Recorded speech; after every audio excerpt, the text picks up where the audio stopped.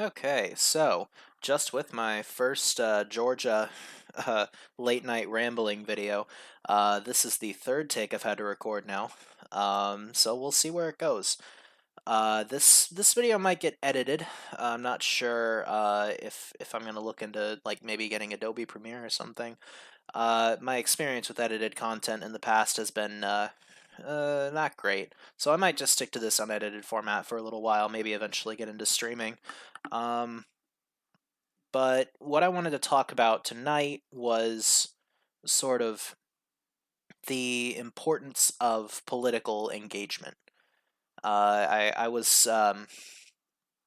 kind of had the idea for making this video of all places from when yesterday when I was playing a game called Star Wars: The Old Republic.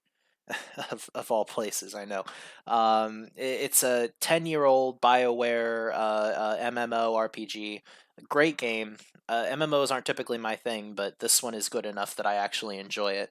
Um, and I started a new character because I haven't played it in 3 or 4 years.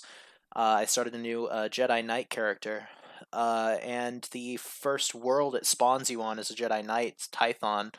It I looked in the general chat just because I had nothing better else to do with my eyes at that point, and I saw that there was something going on in the general chat. I think it was somebody was talking about like the riots in the Capitol or whatever, and something that somebody said to me really, or not to me, but something that somebody said really stuck with me, and that was um please stop with the politics. I get on here to escape that shit, right? And it's a sentiment that's regularly echoed in kind of the online gamer sphere, like the whole reactionary, like, get my politics out of video, or get politics out of my video games, like that stupid stuff that shows a complete lack of understanding of politics. But it really made me kind of realize, hey, I have a platform now. This is something I can talk about. Uh, so I want to talk briefly about why I think political engagement is something that's important, and that apathy or antipathy or ambivalence towards it is something that's kind of harmful. Um, so this is I'm gonna be honest. I was pretty politically unengaged for for most of my life. I didn't really start following the happenings of the United States government until probably around 2014 or 15. I took a high school government and politics class, learned how the government runs. I started following politics when I was laughing at the Trump administration or the Trump campaign then in 2015. And then he became president, and I was like, hey, that's a bad thing. But then I couldn't quite articulate to anybody why I thought that was a bad thing, other than, well, he said bad thing on tape, so must be bad. And that uh,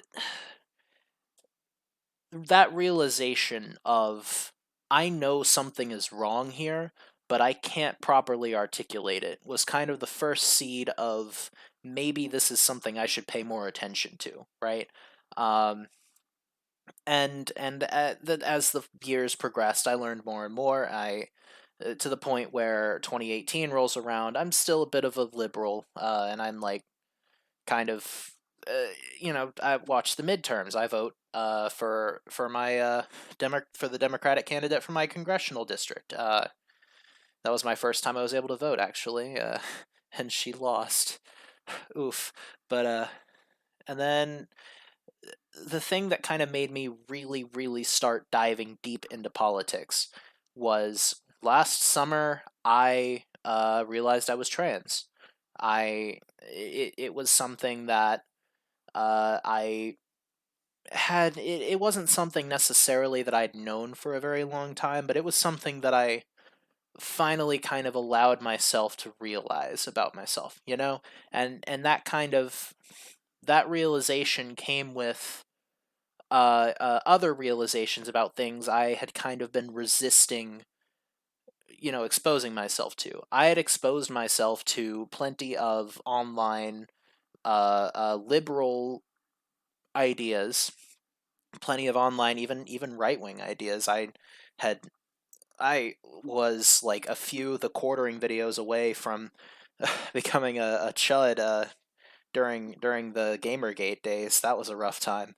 Uh, Thankfully, I never fell that far. Destiny's debates managed to pull me out of that at least. But no, it made me really kind of question a lot of long held political beliefs I had. Like as far as my gender went, it had always been a matter of like, well, I'm a guy, and then I'd be like, but what if I don't want to be? And it's like, well, I do want to be, but no, you don't. Yeah, it's hard to describe, just on audio and without being able to walk you through my thought process. Uh, the process of questioning your gender is a very complicated process. Um, but uh, what was I talking about? God, it's too late for me to be recording a video. I was talking about my political awakening.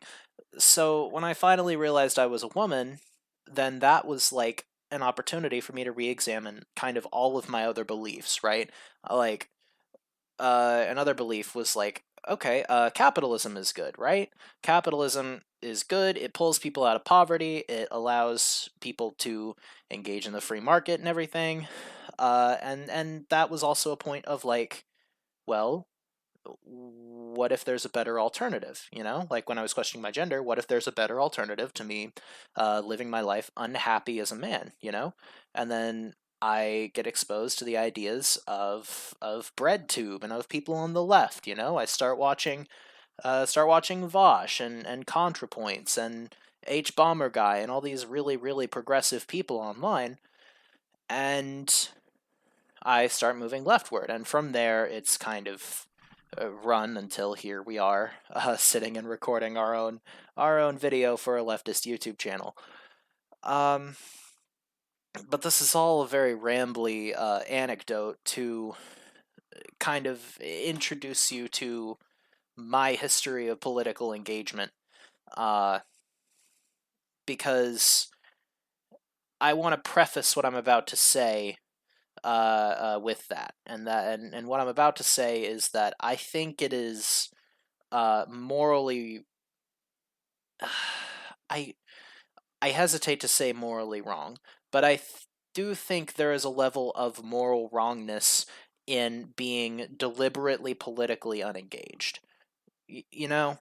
Because the way I see it, and this is a very just generally leftist way of thinking, is that the world can always be a better place. And politics is a really, really important part of making it that way. I whenever I say that, or whenever I think something like that, I'm always reminded of something my dad has said to me on multiple occasions. My dad is he says he's a liberal, but I think he's farther to the right than he wants to let on. Um, but something he's said to me is, as long as nothing changes, then I'm perfectly happy. When the November election happened and Biden became the president, but it wasn't looking like the Democrats were going to have the Senate. He said, this is just the perfect outcome. Nothing's going to change. It's going to be 4 years of gridlock, and that is perfect. And I just couldn't I couldn't figure out how to respond to that. Like, how do I respond to someone who's so axiomatically opposed to the things that I believe? Do I believe the Democrats are going to make the country a meaningfully better place to live? Hell no.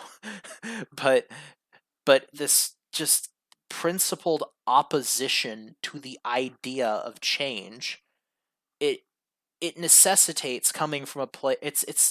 It has to come from a place of privilege. It has to come from a place where you have never experienced meaningful oppression, you've never experienced meaningful hardship on a societal level for things outside of your control, right? Like I've always been upper middle class, right? My dad has been upper middle class. My mom's been in a little more financially unstable situations in the past, but generally, this my family has been very well off for a pretty long time. And my dad, of course, straight white guy living in a very conservative state. He doesn't know what it's like to be black or gay or a woman or trans or an immigrant or anything.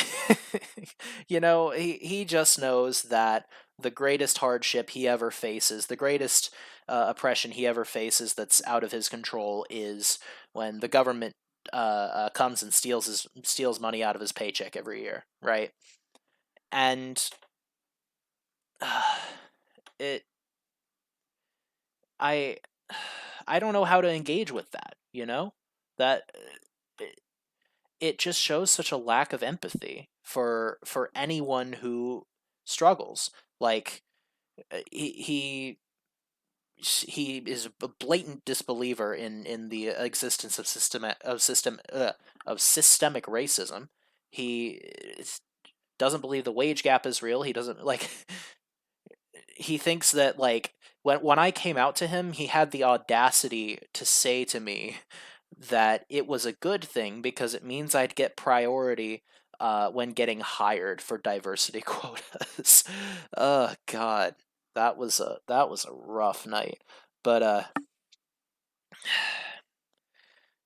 this is another very long and rambling anecdote to kind of I guess demonstrate a sort of a spectrum. There's me who becomes very, very politically engaged, and now I'm doing everything I can to actively make the world a better place. I want to advocate for like free healthcare. I want to advocate for things like a living minimum wage as someone who is working a job that makes less than $15 an hour.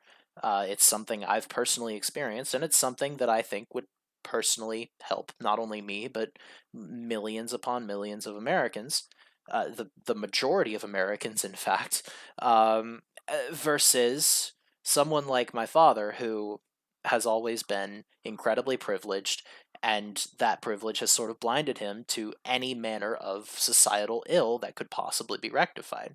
You know, it's a a preservation of the status quo is not a good thing. A preservation of the status quo is what led to the Trump administration because Obama very much preserved the status quo after the Bush administration. It, the status quo is fucked. The status quo is where you can go to a hospital to have a baby, right? You can get pregnant, go to the hospital, have a baby, and they give you a bill if you don't have insurance for $600,000. That's a literal. I saw a like an image or something somewhere. Someone went, had a baby, didn't have insurance. They owe $600,000 to a hospital. Okay, that number is made up. That number is just straight up made up. They don't need $600,000 to have that baby. They need a few thousand to buy like the equipment. They need a few thousand to pay the delivery, the doctors and everything. And that's it.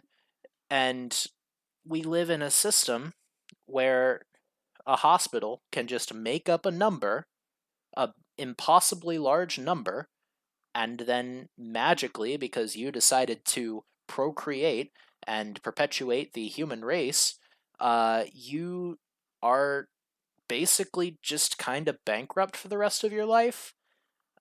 And I just think that's unacceptable. And frankly, most people probably should. But that's a thing that can be solved by politics. That's a problem that can be solved politically. The government can do healthcare. Most governments of the world do healthcare and do it well. I mean, you don't hear horror stories about people in Canada or in England that just die because they couldn't get health care because it's run by the government. You just don't hear those stories because they don't happen. Right? Like and I mean, and another thing is like, am I self-interested in in advocating for policies that will help me personally, like a higher minimum wage, like trans rights? Yeah, yeah, I'm self-interested, but my self-interest doesn't override my desire to see the world become a better place. I think the world will become a better place if trans people have everything they need to transition and live in an accepting society. I think the world will become a better place if instead of people accruing vast amounts of wealth at the top, that wealth gets put back into the economy in the form of a higher minimum wage. More people get paid more. People are like, "Oh, but all the businesses can't afford to keep people on." No, that's not how this works. When people have a higher minimum wage, they're able to spend more money, put that money back into the economy instead of in Jeff Bezos's like stock shares of Amazon or whatever. Oh wow, I am like very out of breath after that sentence. I don't know why. Uh I got a little excited there talking about taxing the rich. Ooh, got a little hot and bothered. But I don't know. This is a bit of a bit of a short one, I guess. It might get edited. I don't think it will, but I hope that I have made the case for being politically engaged because political engagement is something that does make the world a better place, right? Without politics, black people would still be slaves. Without politics, white people wouldn't, or not white people, women wouldn't be able to vote. Without political engagement, we'd still be English colonies. You know, like is America perfect compared to the English monarchy of the 1700s? Perfect? No. Better? Yes. Like the world shouldn't just stop getting better. The world got better after feudalism, and it we moved into capitalism.